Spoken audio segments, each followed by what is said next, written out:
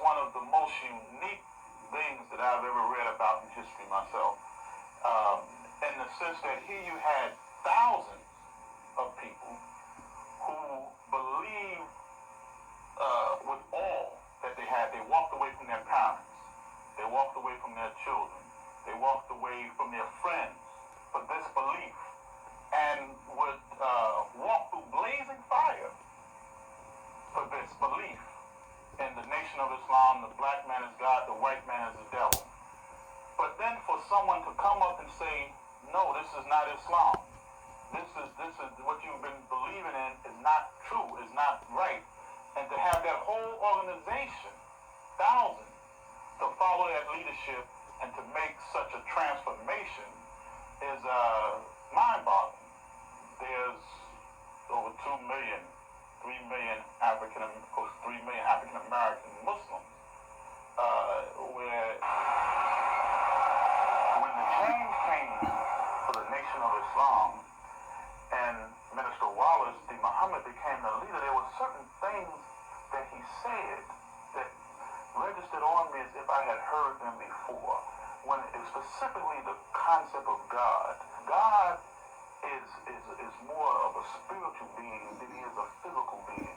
And he created all human beings the same. But I'll tell you, I had to do some soul searching. And I would just say, in all sincerity, it was only the mercy of God that I can really explain how I was able to change. You seem like it was a gradual stage of development into Islam as we matured, as the world changed, as we grew, and then we could grow into Islam. And astonishingly, guys, look at me.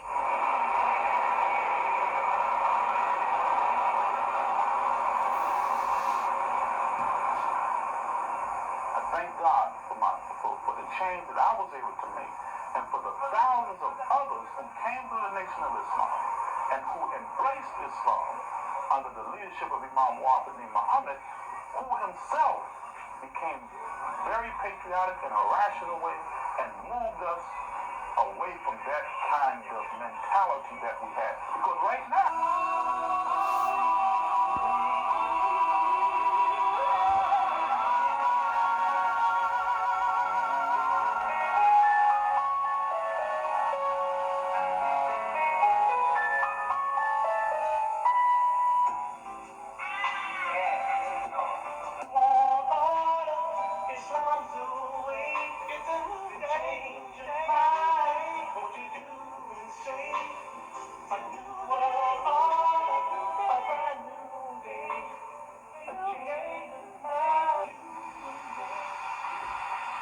gelovig moslim, trots op Amerika, was eens een extremist die Amerika haatte en de blanken als de duivel zag. Zijn metamorfose is het Allahu Akbar. Allahu Akbar. Allahu Akbar.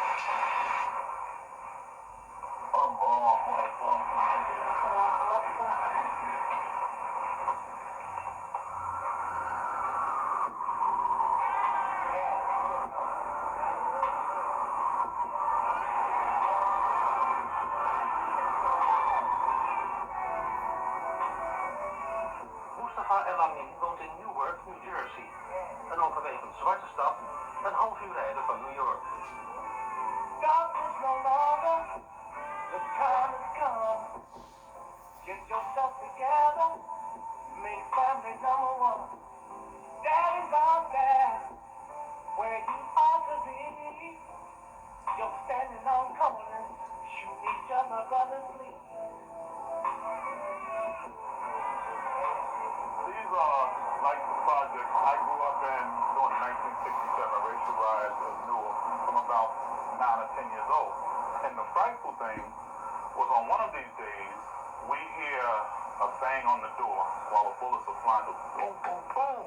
They kicked the door open.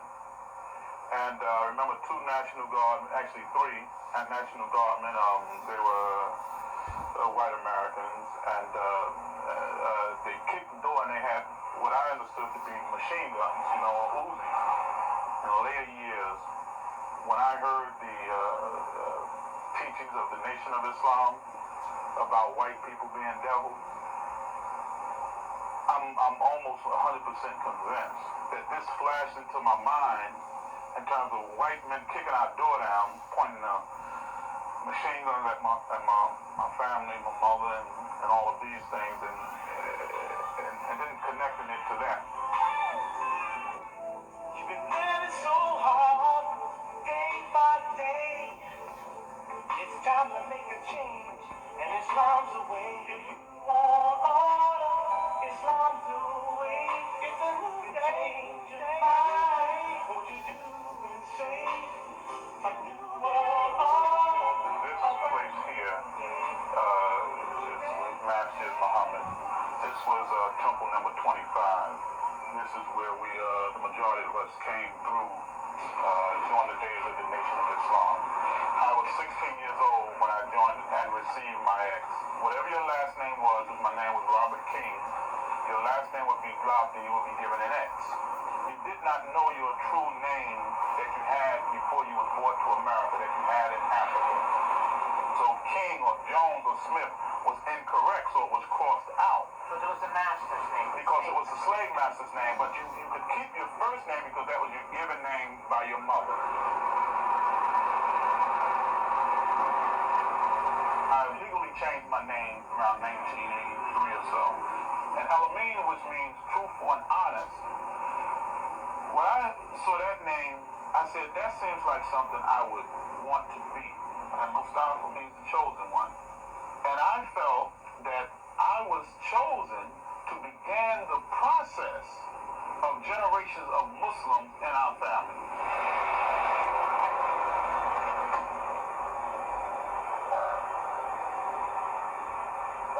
Hi, Mustafa, how you doing? Okay, how you doing? That's the very thing. Oh, thank you. How old was I? When I left the church to become a member of the Nation of Islam, my mother was very disappointed because she has such a commitment to Christianity. We are so much alike. He firmly believes what he believes. I firmly believe what I believe. And we don't rub arms. Now, for an example, when we have our dinners like Thanksgiving or Christmas or whatnot, I know he doesn't eat pork. He loves cabbage. I cook a pot full of cabbage without pork. And I cook one with it. I cook the foods that he eat, his family eat, and I cook food that we eat. So I have a pot of food with beef and turkey, and I have a pot with pork. You know, one thing about the Nation of Islam, they would say, just look around. All people have an image of their God or of their leader that looks like them. Except you, black man. We go to your house, and you have a white image of someone called Jesus, and you saying this is God. And at the same time, you had Dr. Martin Luther King and the other groups which were the nonviolent. So the Nation of Islam would criticize that, say that's what Christianity teaches. That if someone slapped you on one side, you on the other side, you know. And the logic was, no, brother, in a different world, that humility would be fine. But in this world, if somebody hits you on one cheek and you give them the next one, he's going to try to kill you because they're going to interpret that as weak. It's like a hound that smells blood.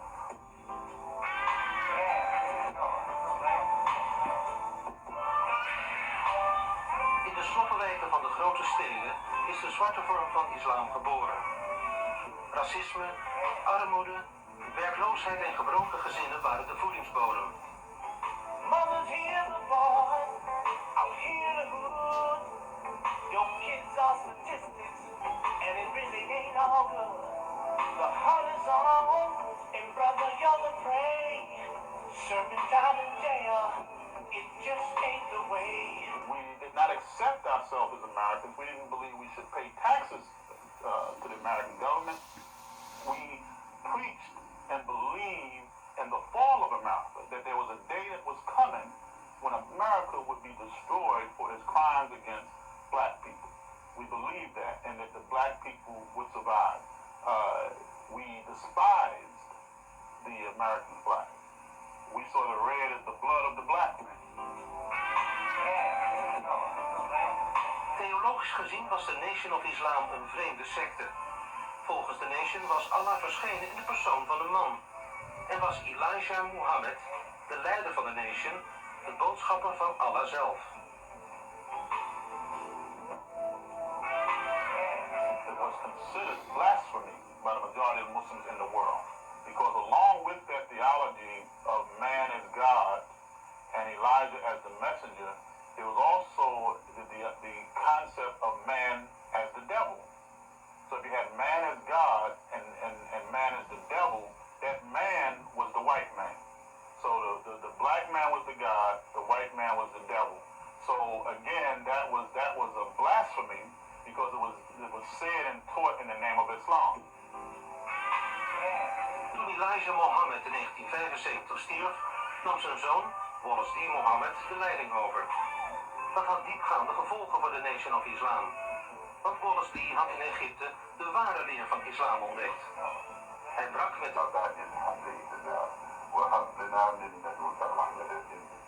most unique things that I've ever read about in history myself.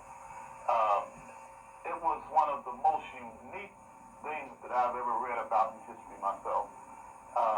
In the sense that here you had thousands of people who believed with all that they had. They walked away from their parents. They walked away from their children. They walked away from their friends for this belief and would walk through blazing fire for this belief in the Nation of Islam, the black man is God, the white man is the devil. But then for someone to come up and say, no, this is not Islam. This is what you've been believing in is not true, is not right. And to have that whole organization, thousands, to follow that leadership and to make such a transformation is mind-boggling. I had to do some soul searching. And I would just say, in all sincerity, it was only the mercy of God that I can really explain how I was able to do it.